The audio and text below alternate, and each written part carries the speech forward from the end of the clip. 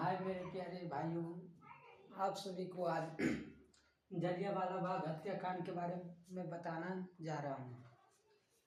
जलियांवाला बाग हत्याकांड 13 अप्रैल 1919 ईस्वी को हुआ था। देखिए अब 13 अप्रैल 1919 ईस्वी को हुआ था। विश्व युद्ध जनित घटनाओं का प्रभाव पंजाब में विशेष रूप से प्रचलित होने के कारण वहाँ का जनमानस आंदोलन था। विश्व युद्ध जनित घटनाओं का पूरा प्रचलित हो गया था।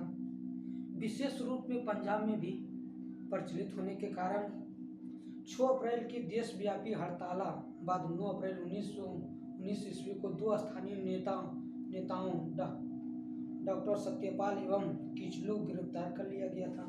डॉक्टर सत्यपाल को और किचलू को गिरफ्तार कर लिया गया। 9 अप्रैल 1919 ईस्वी को जो स्वरूप पंजाब में जो विश्व युद्ध तो विशेष रूप से प्रचलित हो गया था।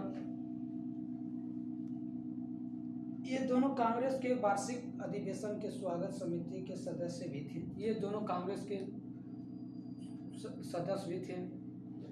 कांग्रेस बना था 1885 ईस्वी में। कांग्रेस जो संगठन है, कांग्रेस पार्टी वहाँ 1885 ईस्वी में हुआ था। इनकी गिरफ्तारी के विरोध में 13 अप्रैल 1919 ईस्वी को आप लोग जानिए रहे थे 13 अप्रैल 1919 ईस्वी को क्या हुआ था। को जलियांवाला बाग में एक सार्वजनिक सभा बुलाई गई थी। 13 अप्रैल 1919 ईस्वी को जलियांवाला बाग में एक सभा बुलाई गई थी, जहाँ पंजाब में पड़ता है, पंजाब के अमृतसर में पड़ता है। वहाँ बैसाखी का दिन था। बैसाखी मतलब जहाँ खेत लोग धान काटते हैं ना, खेत फसल काटते हैं, तो बैसाखी का दिन था।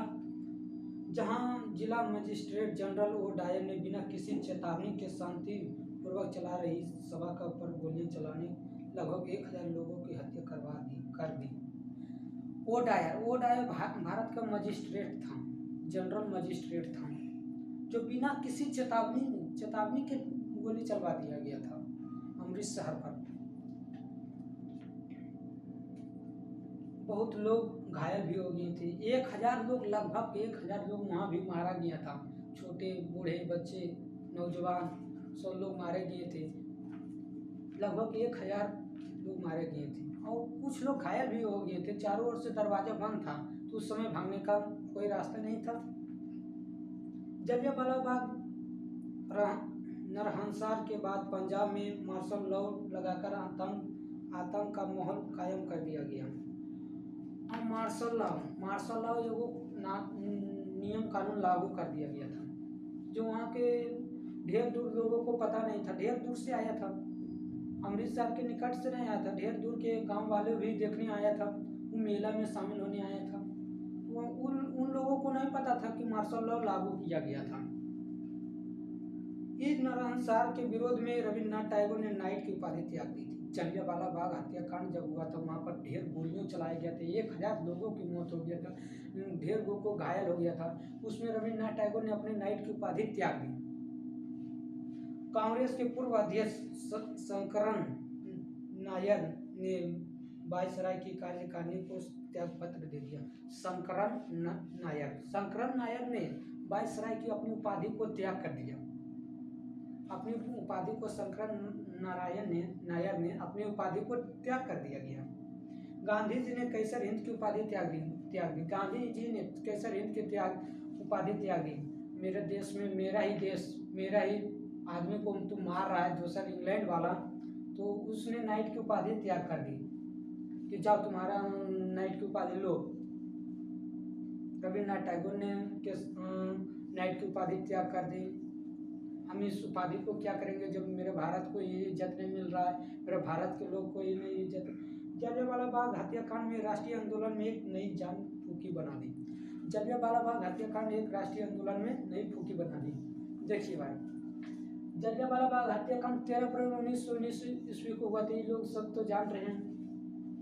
यह भारतीय इतिहास का काला दिन था। वहाँ भारतीय जब हत्याकांड को मर्डर हो जाता है तो वहाँ शांति माहौल हो जाता है, तो इसी को दिन को काला दिन हम मानते हैं। उस दिन अमृतसर में आसपास के सारों गांव वाले बैसाखी मेले में थे। हम बताए थे कि बैसाखी मेले में आए थे उन लोगों ने, आसपास के गांव वाले भी नहीं आए थे। बैसाखी मेले में आए थे। इसके अलावा कुछ लोग ब्रिटिश सरकार द्वारा लागू किए गए दमनकारी कानून विरोध प्रकट करने के लिए एकत्रित हुए थे।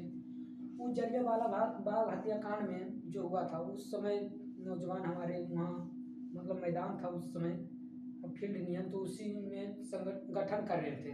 कुछ अपने भारतीयों से विचार कर रहे थे कि ये लोग हमारे परेशानी कर रहा है, हमारे भारत में ही रह के हम लोगों के लिए हानि पहुंचा रहा है। उस समय उसी जगह पर संगठन कर रहा था पूर्व भारतीय लोग, मतलब जो देखने गए थे मेला में। मैदान चारों ओर से बंद था, वह मैदान था जो चारों ओर से बंद था, चारों ओर से घिरा हुआ था मैदान। इसके कारण वहाँ के लोगों को यह पता नहीं था कि इस इलाके में सरकार द्वारा मार्शल लॉ लागू किया गया था।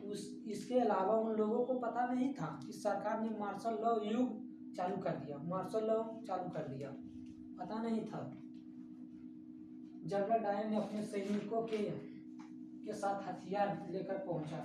जनरल डायर एक महान व्यक्ति था जो इंग्लैंड का था। उन्होंने अपने सैनिकों को लेकर हथियार लेकर साथ में आया। जब जलियांवाला बाग हम घुसते हैं तो पतली गली रहता है, उस समय पतली गली था, अभी पतली गली है। उस समय गाड़ी नहीं ले जाने का जगह था तो गाड़ी नहीं ले गया, तो आया था मतलब जिसमें गोली छूटता है ना गाड़ी से, गोली आया था गाड़ी लेके, तो सैनिकों को ले गया था, गाड़ी को नहीं ले गया था। उसने मैदानों से बाहर निकलने वाले सारे रास्ते बंद करवा दिए। तो चारों पट्टी से घेरा हुआ था, उससे गेट भी था निकलने का, वो गेटों को बंद करवा दिया, चारों तरफ से वो गेटों को बंद करवा दिया गया। बिना किसी चेतावनी के सारे निर्दोषों पर गोली चलवा दी, बिना किसी चेतावनी पर। किसी को हम चेतावनी देंगे तो नहीं वो जाएगा यहाँ से, बिना चेतावनी को गोली चलवा दिया गया था जलियांवाला बाग हत्याकांड में। जब तक कि सैनिकों की गोली समाप्त नहीं होगी, वहाँ जनरल डायर ने कहा दिया था कि जब तक सैनिकों की गोली समाप्त नहीं होगी, जब तक तुम गोली चलाते रहो इन लोगों पर। उस समय बूढ़े बच्चे नौजवान सब पर गोली चला रहे थे, लेकिन उसी समय वो देख रहे थे। आप सभी को मैं आज ही बार क्लास लेता हूँ, ठीक है।